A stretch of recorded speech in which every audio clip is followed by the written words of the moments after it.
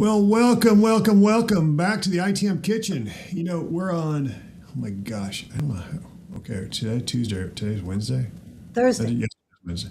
Today's Thursday. See, I can't Yeah. keep track what day of the week it is. It's awesome. We keep having content. It keeps coming. I even had more things coming to me this I morning. have a calendar. Yeah, exactly. Yeah. Check it every day. I totally get it. Yeah, Oh it's boy. amazing how much technology I have around me, and I still just deal with I like things that that paper. it's scheduled. But yeah. Pick a phone, pick a type of phone, pick a phone number, pick monitors, pick screens, pick TVs, pick smart boards. Yeah, it's amazing. But we only live in the house, so there you go. Sometimes you never know what you're gonna do. Rob and I were talking a little bit off camera yesterday, and it's like, I probably have enough technology just myself, just because it's being me. And it's like, I probably exceed anything else in my neighborhood, and I live in a semi-retirement community. So it's like, okay, at this point, we're having fun. That's all it's all about. Just we do that. Well, appreciate Deanna and Don joining me again. Appreciate Hey, good morning. Good morning. Appreciate everyone here online joining us as well. Today is ITAM Kitchen. Today our topic is, we're talking about the roles, right? We were talking about roles. We talked about this a little bit 2 days ago. We're going to do this session the entire month. And the whole purpose behind with the roles is further refining what it is. Because as we were having a discussion and a little bit of side chatter, how we ended up on this, and today's going to be talking about the job description itself. We talked about kind of the expertise that we bring to the table. But where this all came from is, as we were having collaboration, Don, Deanna, and myself and Rob and several others, we're talking about, it's like, job descriptions are all over the place. How can you find that job, right? How can you find that next role? What do you really want to do? I have a whole strategy, if you haven't seen it, as far as how you want to define your role, what you really want to do, which I highly recommend. I just saw something just yesterday on LinkedIn that actually reinforced everything I'm talking about. It says, define what you want to do. Don't worry about job descriptions, because people don't know what they want, right? And where we're coming right now, we've talked about this, and again, this is an 8-part series. We started even last week on this, but it's 8-part series for this month, for month of February, and it's about collaboration. Right? Right now we're going to talk about the job description itself. Then we're going to talk about the value propositions, etc., which will have a little bit in the job description, but I want to talk about even more powerful behind that. It's like where the rubber meets the road. And I want to make this so it's a collaborative session, kind of a workshopping approach. So appreciate everyone who's joining us. And the purpose behind the ITAM Kitchen, let me back up on that. Okay, this was the ability to provide more visibility to ITAM. People say they provide visibility. We'll just say, yeah, right. But I'm just going to call it out. It's not there. They're not going live on this. And you have a few folks out there, which is great. And I appreciate them. I do. I love that they're out there, and everybody has their own audience. We do. There's lots of different audiences out there, different people connections. And not everyone's going to connect with me. I totally get it. No offense whatsoever. Personalities collide. It happens all the time, right? But this is also about being able to provide some more visibility. And we're looking at asset management specifically as far as these jobs. But for ITAM Kitchen, it's asset management, software asset management, configuration management. It's all based upon what we do within our, I have an entire co-op called the IT Management Co-op that's actually sponsoring all this. And the whole purpose behind that is a community. That's all we focus on. It's not LinkedIn. It's not Facebook. It's about collaboration amongst peers. And that's the whole idea behind it. Because what I found is, being a public speaker now for, 27 years. Okay, I'm feeling old when I say that. I can't believe it's been that long since I started public speaking. Is I found I go to conferences and everyone's great in the room, getting riled up, they're ready to go. But they walk out the door and they're lost. Okay, who do I talk to? Where do I go the next step? The ITM Kitchen is going to be able to provide that more visibility, have that insight amongst. I'm bringing my friends in too. I mean, these are folks with 25, 30 years experience, if not more, And okay, how can we talk through some of these? So you have that insight. But also, if you want to be part of the community, have an entire community we can be part of. And I'm not trying to give a pitch on that. It's just a place where you can feel additional support, not just the noise. Because right now I feel LinkedIn is a ton of noise, and I'm trying not to contribute towards it. I'm trying to provide clarity on that. So again, myself, Bill Talbot, been doing this about 30 years. As far as asset management, yes, we'll say we've been around. It's the best way to put it. But it's also being able to say, I've helped others, and this is another way of me getting my messaging out. It's part of that servant leadership activities that I do. Because some of this is not meant to be free. I'll be brutally honest. Right. We've got to roll up our sleeves and say, okay, how can we do this differently? And we're going to talk about some things. And I've got something I'm working on that I'll announce next week to actually talk about exactly that. Again, it's not a pitch. It's just more about where you can get some additional insights. But before I kick off, we start talking about the job description for today, as far as the ITAM solution consultant, and we're going to edit and do this real time. I want Deanna, can you introduce yourself? And then Don, introduce yourself, and then we'll just dive right in. I'm Deanna Hennigar. I've also worked in industry for 30, 40 years, and I just enjoy sharing knowledge. I understand that at this point, like Bill did say, we are not your day-to-day in the grind workers. We have this experience. We wish to share it with you. This way, you can heighten your skills quicker. It took us a long time to do this, and we're here to help you to grow faster. Okay. I'm Don Champlin. I've been in this business for a long time. Let's just say that. I've worked on the business side as well as on the technology side. And the insight that I bring here is, yes, we'll be able to drill down in job descriptions. Bill and I both have said in this solution interface between business and IT that this consultant's going to do, as we discussed. But I want to also say, you got practitioners here as well, Bill. You got practitioners that are also looking for jobs. And I want to bring in an insight from the HR side on some of these job descriptions as they get published at some point that I think you'll find interesting. So let's get with it. That sounds great. Sounds great. And we may have additional guests jump in and have fun with us. Absolutely. They're welcome to join us on that side. But I want to just dig into it and keep us on track for today, because what we found also is when we get going, time goes really quick. It goes really quick, but we have a blast, and hopefully you've seen that even on the previous sessions that we put that out there. So we're going to do a little bit here. I think I've got, wait a minute, I see something. What am I seeing? Nope. Okay, cool. I saw something else. So it should be on the screen. We see a little bit of insight here. We're gonna walk through this. Let me see if I can get a little bit different format. There we go. Let's put that back here. That around a little bit. There we go. So let's figure this out. Sometimes you never know where screens are going to do. Let's see. Let's give that a shot. Try and make it so edible. There we go. Sometimes you never know what technology interests technologists, and we're still learning new things every day. But where I want to dive into this is the job description, right? Because we showed last week just the various versions of job descriptions when they hit our path. And the type of job description we're hitting in this case, just put the context around it. We're going to look at each one of the roles.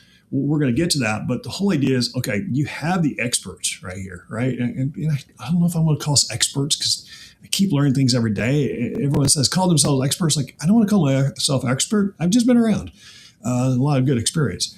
Like you have senior individuals. Let me say it that way. Folks have done it and been there. And when we talk about job descriptions, what really fits the role? And we're using an example of ourselves. So the whole idea is, okay, we're not trying to sell ourselves here. This is more about helping you. But the best individuals we can talk to is what we've been through, right? And if we can write a job description for us, I know you can do it for yourself. That's the whole idea behind that. And that was the intention behind how we're starting. And as you can see this with this question, do I need to make this a little bit bigger? I can't see from your standpoint because I've got screens all around me. Does it need to be a little bit bigger, or is that big? Is that good enough? I can make my screen bigger. Let me try that. That's Okay. good. That's good, Bill. That's better. Yep. Oh, there's Rob. Cool, Rob. Appreciate you being online, Rob. So when it comes to job descriptions, there's lots of different things we look at and see, right? And what we talked about the other day was being able to put that, and we're going to add one more here to the screen. Make that happen. There's Rob. We're going to join in and make that happen. Rob calls Okay. Very good.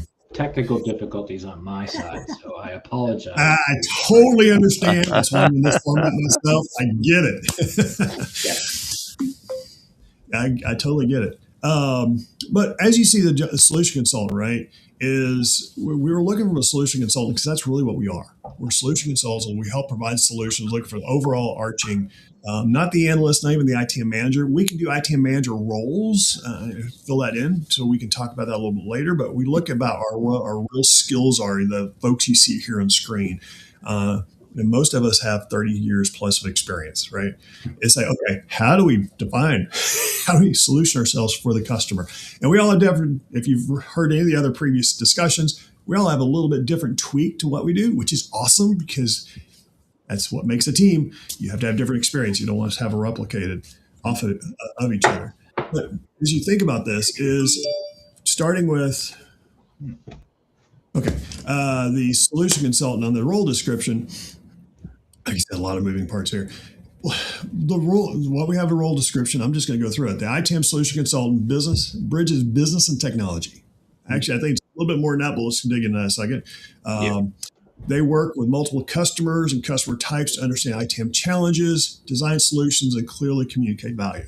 So let's just dig into this a little bit, and then we can go to the years experience. Let me get a little highlight where we're going to head in this, just so everyone understands. We've got some good content. A year's experience, soft skills, technical skills, technologies, expected outcomes. So we have a lot in here, which is great because we can bulletize these a little bit more. That's great. And if you've seen a really description, I could probably make it for about 3 pages of 1-2 for this. But let's work with the role description because I think this is what's the heart of where we're going to start, and then we can drill into all the rest. So let me start from that standpoint. Like I said, my phone's going crazy.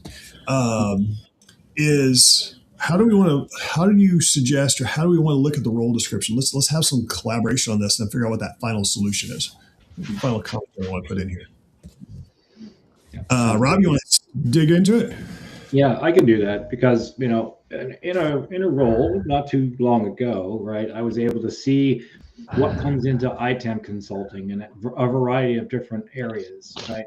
So for instance, a solution consultant is going to have some business knowledge, and they're going to have a lot of knowledge around tools. So this way they can consult with a customer consult with them and say, all right, so to fill this position, for instance, on a team, what kind of knowledge and background am I expecting? Will it be okay if it's somebody brand new, or do we need somebody here with a minimum of, like you're saying, 8 to 12 years of experience in technology and the consulting? So you're doing a bit of both, right? The solution consultant in particular can understand the various tools that are being used out there right now for ITAM, and can understand how the business uses those tools in order to obtain value. And so solution consultant is a really good position for that. And there's a couple of others that are kind of right on the tip of my tongue. But I'll let the other folks contribute as well. As I remember those, I'll maybe pop in and mention them. Go for it. Architects, solution architects. One of the things I like about what you say, years in technology or consulting, that gives us the ability to have seen how technology has grown over time. So when we're in a company where we can see that they have been progressing, updating their software, updating their hardware, getting in the new servers, not leaving the old ones out there for 15, 20 years, we know where a company lies when we start our consulting in that company, because we can now judge them between other areas that we have seen them. If we do not have a lot of knowledge or these years of experience, we wouldn't know necessarily if they are keeping themselves up to code, because we can see, oh, we know this company had this problem in the past. We know this was the solution. Hey, how many folks out there still have a Windows 2008 server someplace in their environment? And don't lie. I think I got one. A special app that is really important that nobody can touch, and so they're keeping something alive in the basement somewhere. Yep.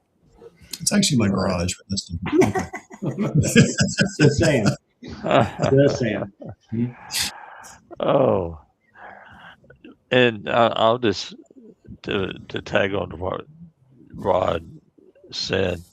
There are various levels of how this solution consultant can interface.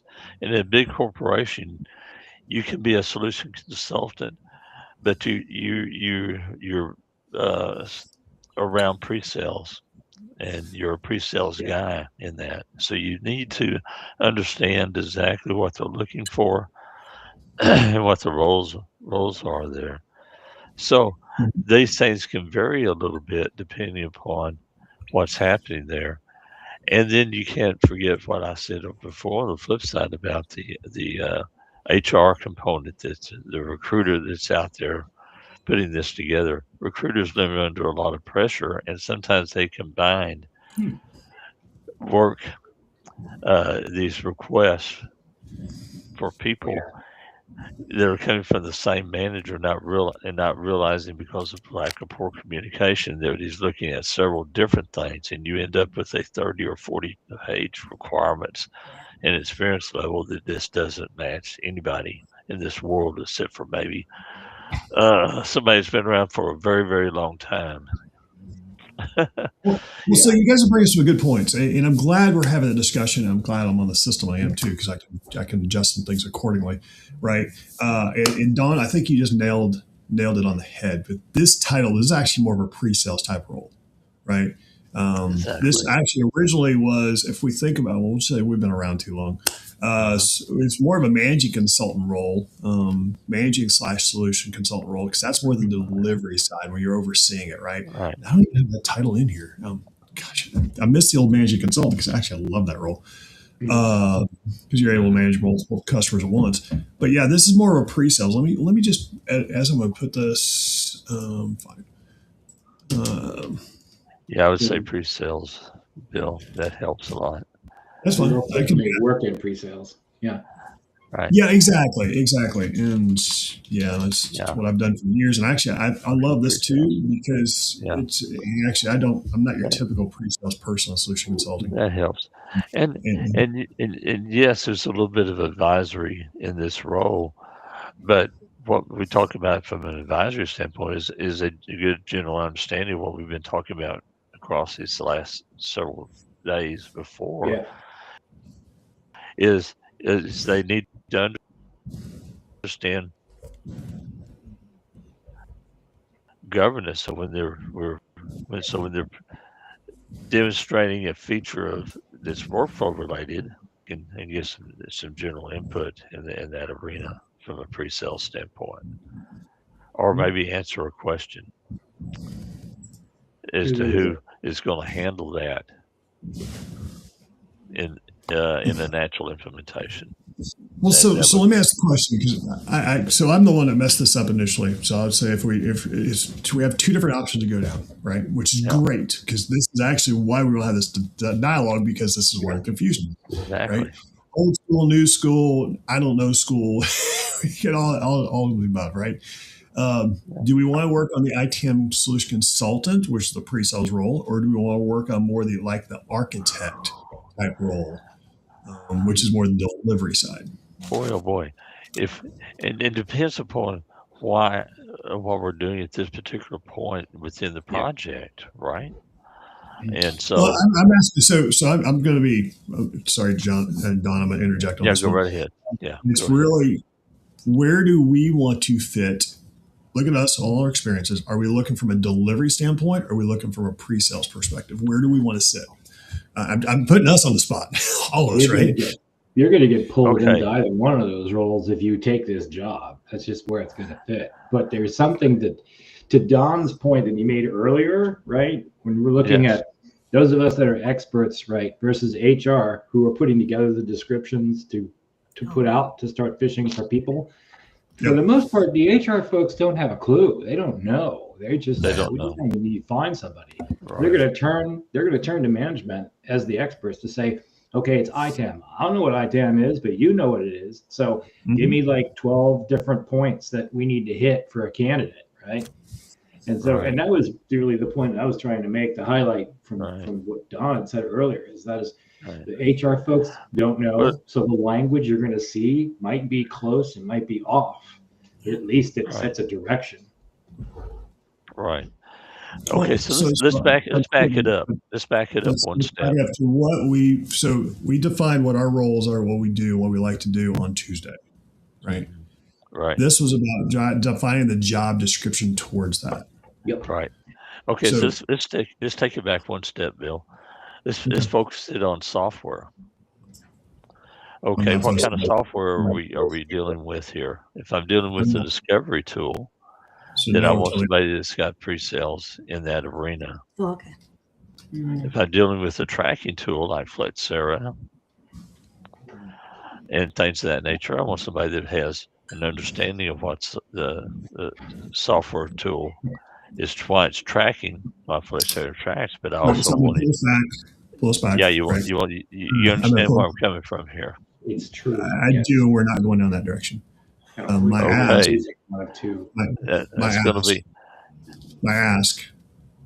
ask is, from the roles we're talking about, being able to figure out, okay, what's the job description? There it is. Software is irrelevant. We can get that software. We're not even that far yet. What role are we wanting to fulfill from a job description perspective? Is it a solution consultant? I'm going to make it real simple for us. Or is it a solution architect? Let's go for the consultant. And the reason why I mention it is because speaking to the broader audience of folks out there that are exploring work, this is going to be one of those things that fits where I believe most people's experience will align. Okay. I'm totally cool with it. I just want to make sure we're staying, we're not going down too many rabbit holes. I can go plenty of rabbit holes too. But let's keep it very focused here on where we're going. So if we're doing the pre-sales, working pre-sales, totally cool on that part, and we can move forward. Totally cool. So where do we need to adjust the role description here is the real question.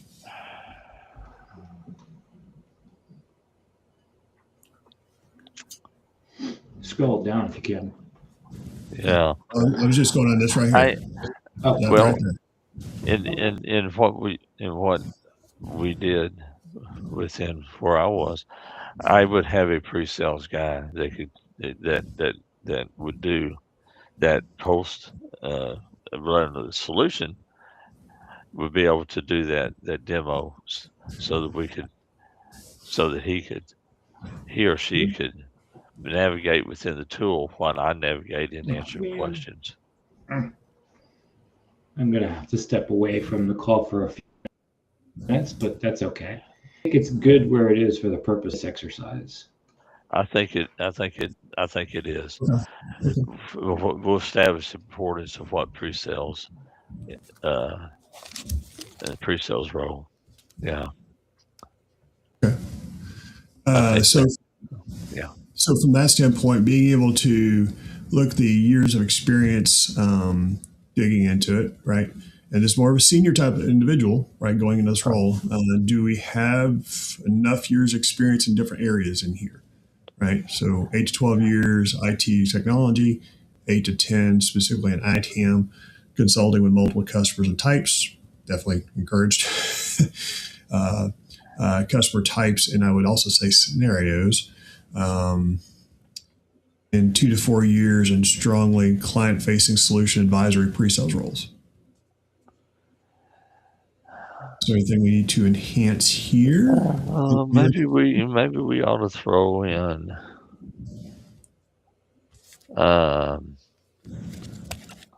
governance and compliance. Years of experience or role. Okay. Yeah. Governance and compliance. Yeah. Okay. So how many years? I would say at least 5 years. Okay. It has to be around the block. So you can understand, but you got to have that practical exposure as well.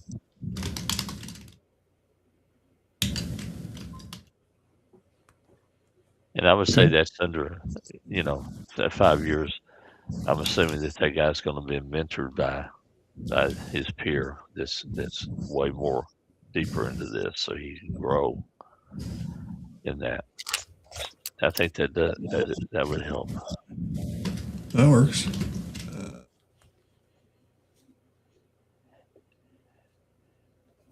I just saw a note up here. Types. Okay, so what I modified the number of years experience, 8 to 10 years of ITAM, including consulting and multiple customers, customer types, and deployments. Yeah. Types. Deployment types. You bet. Why? Let me ask a question. Why would I add something like deployment types into some of the experience?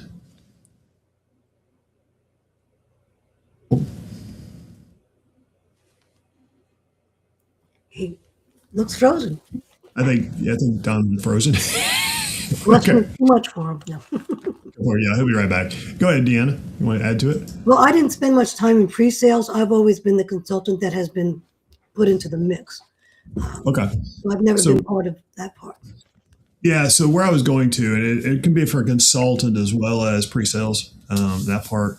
And the solution architect's kind of a little bit of a mix of both. They just pre-sales decided to pull it on their side. But the reason why I put deployment types in there is you could put just to deploy the product, deploy the entire solution. You might be just doing discovery. You might be just doing one part of ITAM. It might be just contract management. It might be just like the operational standpoint. It might be just time procurement into it, right? And when you understand that from multiple facets, that's where your growth and learning happens. Does that make sense? So would governance also be keeping everybody doing the right job? Correct. Okay, audit would be part of governance? That's correct. Okay. Let me put a little bit and say audit process, audit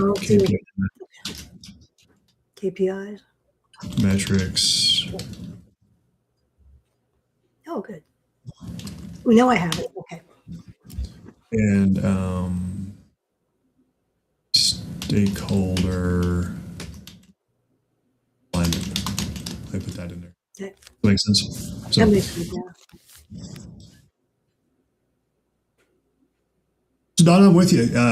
Sorry, you dropped there for a second, so we just continue on. Is there anything else you want to add in here? You're on mute.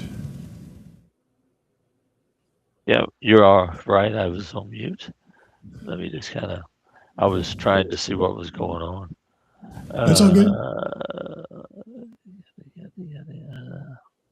Yeah, if you're online, definitely identify where you're from. We're all from all over. We've got Houston. I'm in Tennessee. Don's in Dallas. In Dallas, Fort Worth. Yeah. There you go. So Rob's down in Florida. So we're from all over. It's still cold. It's the best way to put it. We might be on the south, but it's still cold. Yeah. It helps us to know who you are and where you're from so that we can address you directly. Absolutely. That looks good, Bill. Okay, let's keep going then. Let's make it happen. Perfect. So from an activities and standpoints, or activities standpoint, I don't know where standpoint came from. Just my own flutter of information there in my brain. We have pain points, maturity goals, right? We talk about that as far as being able to discover that. Assess processes, tools, and data quality, right? Design solution approaches, the people, process, technology. We want to have some variety in there. Build propositions, ROI models, and transformation maps. Yeah, I don't know about ROI models. That's kind of extensive, but I would say there's a nice to have on that part. Open for thoughts on that. I'm just going to keep reading. To the demos and workshops, focusing on cost, risk, and data quality outcomes. Okay. Collaborate with technical consultants and architects on feasible designs and estimates. Okay. Support RFPs, proposals, and business cases. Yep. Share best practices from a broad multi-customer engagements. Absolutely. Any thoughts where we can modify any of these or add to?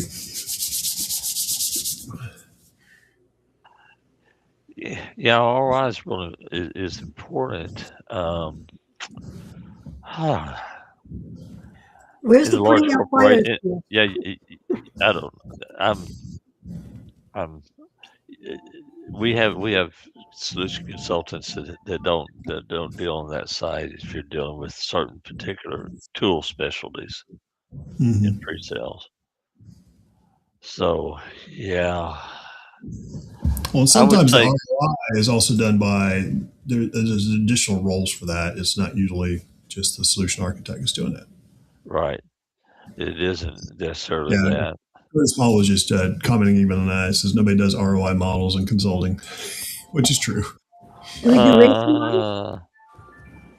Absolutely.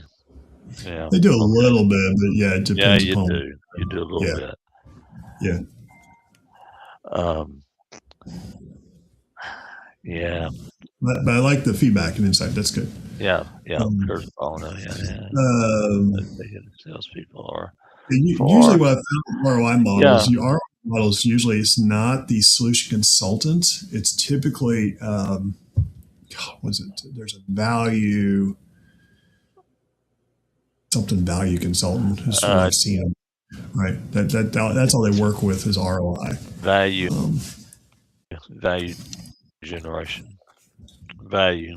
It's an executive sales consultant. So I would put myself in that role. So I would definitely want to know ROI models is important in the role that I do as an enterprise strategic Yeah, exactly. role. Exactly. Consulting is strategic is how I identify myself today. Advisor. Yeah.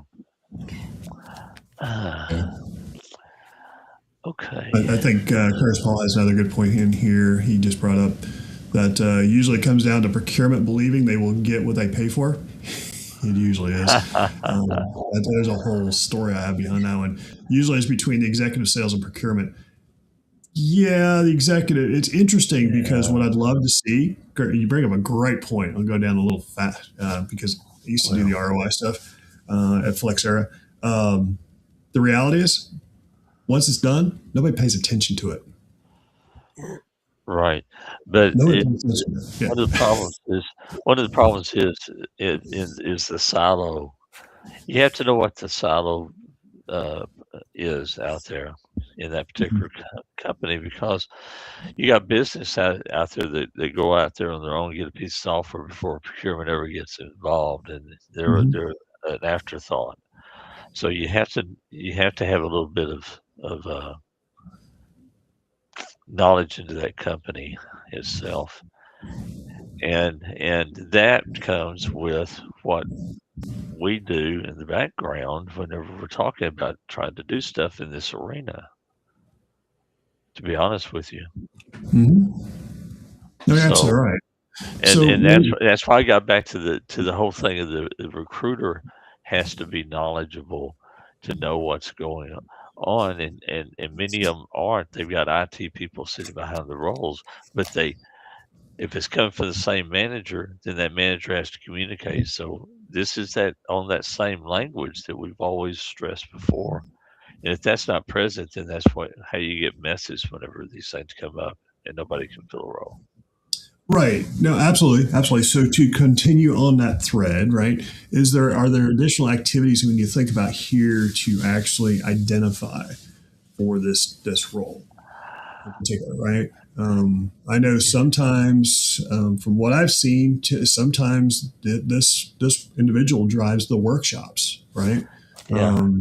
And And I'm not talking about, okay, let's go do a 4-hour workshop. I'm talking about sometimes multi-day workshop.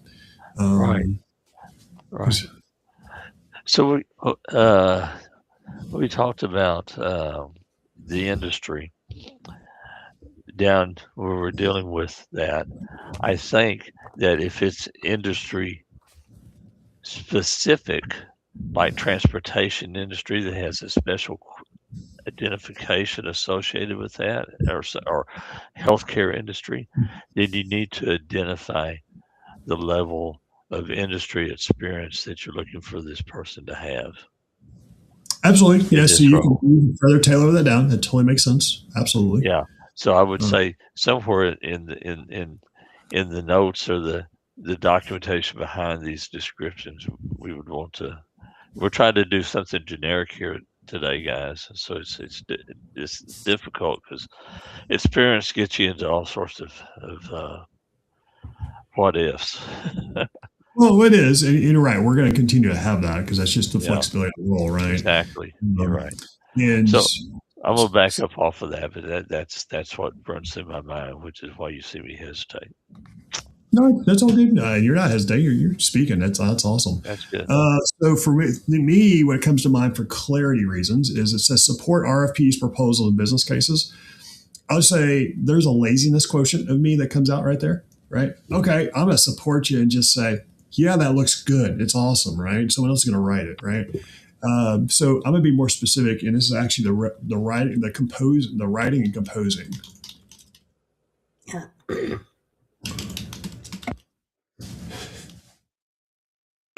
Because I put that clarity in there because that's reality. If you don't think you're not going to do that, we'll just say there's some lessons learned on that side, on that part. So you have this part, you have deliver and see data quality, Collaboration. What's that? That's just looking at the next point, reading through the bullets. Like the word, but which bullet you're looking at? Just the next one. Collaborate with technical consultants and architects. But yeah, that puts that person right within that team. I would actually also add, say, we need to collaborate with sales. Yes. Oh yeah. Right. Yes, depending upon what's going on. You will be a salesperson. Yes. This is sales. The other part is, and I don't know, and we'll figure out how we want to word it. We also need to talk about the customer. Yep. Mm-hmm. Do you want to add customer in this line, or we'll put a customer in a separate line? I don't know which other bullet points are. Like, we have key activities, soft skills. What are your other sections? Yeah, but where I was going with the key activities, I'll just use an example, right? See the pain points is like customer pain point. Okay, you've got this here. So you're getting pain points because what you're doing as a solution architect, you're listening, right? Listening. That's actually a key word that needs to be on here is listening. You're listening to the environment. You're listening to the pains. Mm-hmm.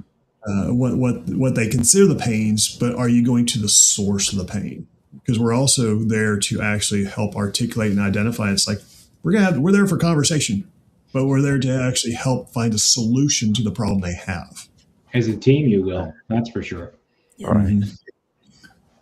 So there's something else we need to add in that, or just leave it the way it is? Leave it right there. I got Curtis Paul doing all sorts of stuff over here. Sorry, Curtis, I didn't mean to ignore you in the chat. Oh, that's Curtis. Oh, that's right. I like that. That's extremely skill. Advising sales on how to sell is an important skill. Yes, it's not easy, especially when you come from the consulting world. Yeah. Yes. Government agencies can be different. And Curtis, scale. you're right. Government agencies are a different animal altogether. Even the various levels of government are different. Okay. I'm not sure who clicked that one. Okay. Right. Yeah. Got some different things happening. To Curtis's latest point, especially having done this within an organization, yeah, you've got to pull your salespeople in early, but this is going to be somebody a little bit higher up in the management chain, but within the consulting group, to Correct. ensure that they're not overselling or misselling, right? It's right. easy for them. They're just putting something out there and they're hoping to get that handshake and that signature and Yep. move forward. And then after that, they're on to the next thing. So it's critically important that those folks are trained to say, this is precisely what our capabilities are, and these are the expected deliverables for each and every single one of these engagements. So I'm going to roll back up a second. So on that note, let me roll back up. And it's interesting. Well, I want to go back to here is on exactly what you just talked about, Rob.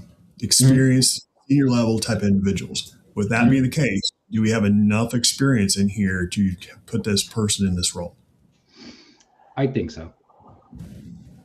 You think 8 to 10 is going to be enough? Yeah, I think 8 to 10 is going to be enough. If you're trying to build an organization that you don't have right now, 8 to 10 is a good starting pace. Right. Okay. Yeah. Right. If you could find somebody with 15 or 20, or 30, then yes, you should most definitely hire those people. Exactly. Yeah.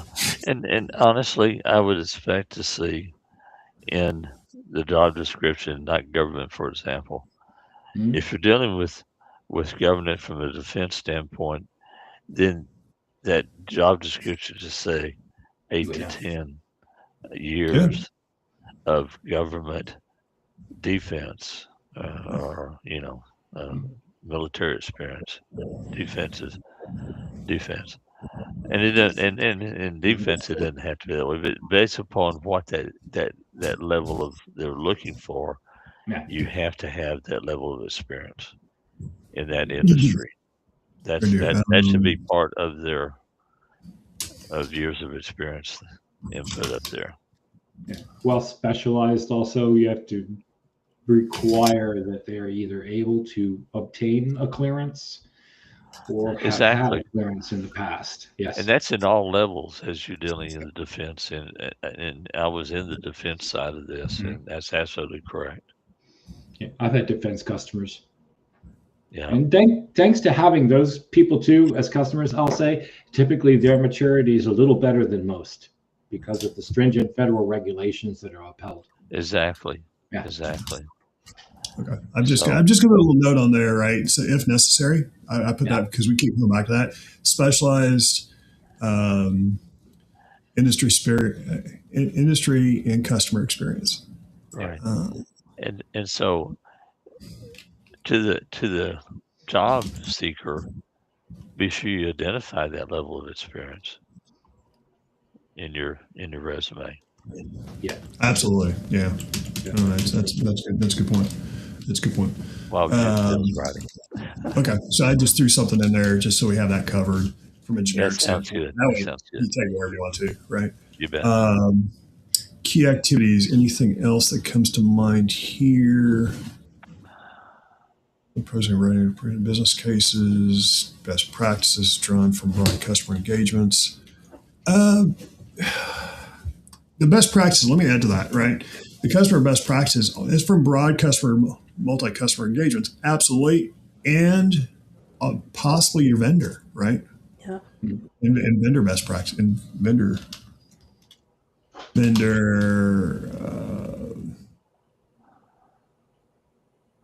negotiation contract.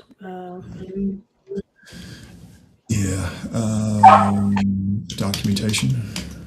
Okay. It's not the right word. It's vendor best practices, but I don't want to use best practices twice again. No, don't do that.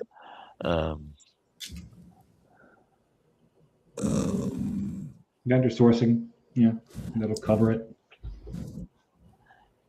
Just leave it at that. Yeah. That's good. Okay. Yeah. Okay. Cool. Now we're able to keep going. It's amazing how quickly the time goes. So I mean, we're already at 10 till. Remember that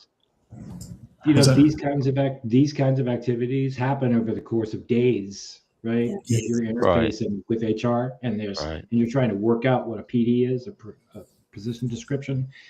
Yeah. So for us to do this in an hour is kind of a quick, more or less just sort of exemplary sort of thing. It is. It is. It's just helping us. It's helping. I want everyone else to see the level of effort it takes to do this, right? And the level of time. And Right. you have four of us coming from four different angles, which is great, right? And I'm not saying you shouldn't have like software experience or anything. I know Don was going down that path initially, but it's like software is just an ancillary type of activity to add to it if you require that because you're going for a specific vendor, right? Right. Doesn't matter who it is. I like your bullet point. Oh, go ahead, Deanna. Oh, no. Someone was biting me. I just forced them to leave. Oh, okay. Sorry. There's your stakeholders biting you out there. Okay, I got it. Okay. So what I was going to say about that was this: is I like that you have that sort of like across silos, right? However you choose to term that, right? Across those various different stakeholders is one way to elaborate on that. For that point, I think that there's also something to be said for: can you also speak up? Can you also speak not down, but can you delegate downward? Because for some of these activities, right, for where the pay is going to be, $300 an hour basically is like a consultancy fee out there. All right, well, I'm not going to sit there and draw out a process diagram at $300 an hour. I'm going to hand that off to somebody who will do that at, let's say, $100 an hour. Right. And so the ability to delegate this stuff and to do that kind of work is critically important, just so that you don't blow the budget on a project. Right. Yeah. Boy. Okay. Yeah, we're dealing with all sorts of different roles in this infrastructure arena as it relates to ITAM. Yeah, those are a few. Yeah. If because of where we sit with ITAM, we talk about financial. Everybody throws it back in financial ops. Well, part of financial ops is that you got your degree in finance, I did in management and finance. That's how I got my degree. That degree requires, and the basic business administration degree required a business law thing. So you do get a smattering of what the law says. That was very important in what how my career done. And if you did financial ops, they better have talked about what ROI is. So you should have it would be a general understanding of that in that degree. Yeah, you could do it with a minor in those things, or you can do it with a series of electives. You can minor in it. Yes, you can. Absolutely. You sure can. But you should you would want a smattering of that, especially if you're going to try to fit into that ITAM role. Yeah. That many of us migrated down to get to where we are today. True. I was very lucky in that during roles I had direct interface to legal experts and IP attorneys. I know I've mentioned it before on one of these calls, but that was so enriching. And it really helped me to do a spot on job. And I worked with the legal advisor when I was global controller when we were negotiating these contracts. And it actually helped him. He became much better in what he did because of that exposure of how should we be negotiating these contracts and what to look for. See, there's a give and take there. That's why we talk about common language, guys. Yeah. Yep, absolutely. Okay. Absolutely. So what you saw me typing up here as we were going through and chatting a little bit, I put presentations skills, including the role-based on that part, because I don't think we talk about that nearly enough on that part. Right. It's not just about the demo. It's about how you make yourself relatable. Right. One of my favorite aspects of the job. Yes. And how you've related in your career too, guys. Mm-hmm. If you I had all these things Bill just put up there. I've had pretty extensive experience in relating at all those levels. Mm-hmm. No, absolutely. Including board, by the way. So it's I've sat in board meetings to support the C level Absolutely. in these Absolutely. discussions along the way in projects before. Well, so for that, to keep us go ahead. going, we've got the soft skills. Are there any other soft skills we need to look at? Storytelling, consulting. Negotiation. Typically, your negotiation is done by your sales team. Okay. Yeah, that'll be someplace other, but that's okay because some of those skills might play into this role as well if you're going to interface with customers, right? And I was also trying to think to lean in the direction of what sort of educational aspects would be needed within the candidate if they needed to debrief, et cetera. But it does look like that's pointed out already within the bullet points. Right. Presentation story. Yeah. Consulting. And we know that in today's world, the technology degree is not getting a good basic background in governance and compliance. And I am discovering more and more they've gotten away from that. And so Bill is also has some concern about that. Yeah. I want to see it get back into the college discussion. So I'm going to work on that behind the scenes a little bit to try to see what I can get done. Well, that's cool. That's cool. So on the collaboration, I put team collaboration on the presentation storytelling skills. Just can't get out of my mouth. I also put excellent team collaboration in there as well. Just to kind of put that in because you have to think about how you're working with a team of multiple different levels, whether you're as a group or whether you're individual. So it's not just about the presentation stories. You're right, Bill. It needs to be team because it's how it's going to be administered within that environment, that corporation or environment.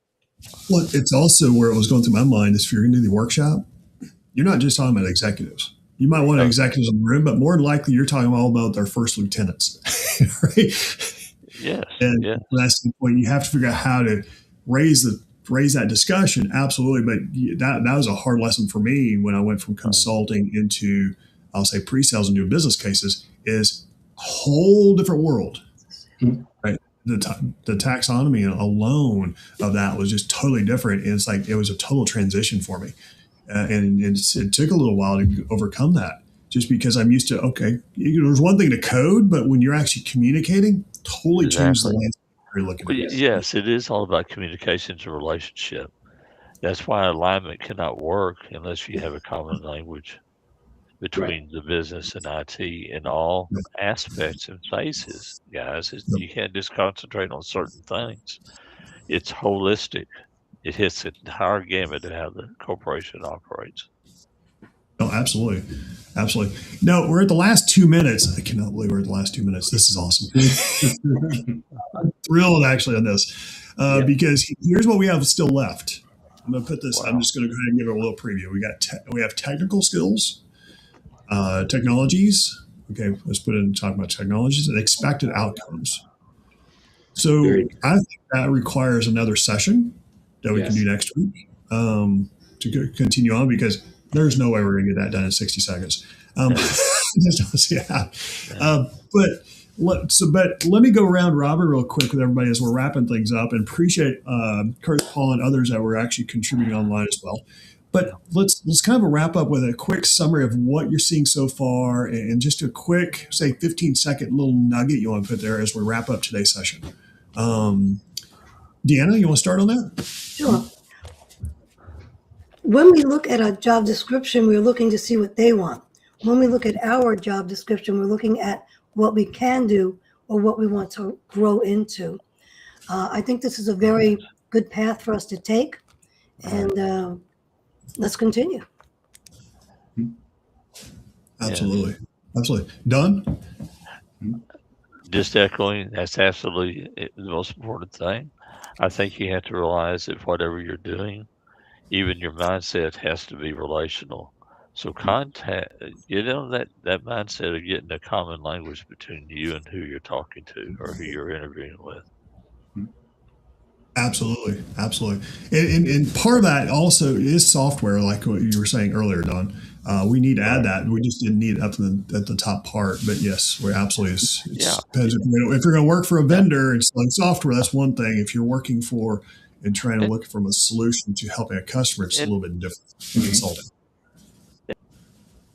And let me tag on something, Bill, and the guys. I butted in. You back on? Okay. Pardon me, Bill. Sorry for that. Yeah, back on.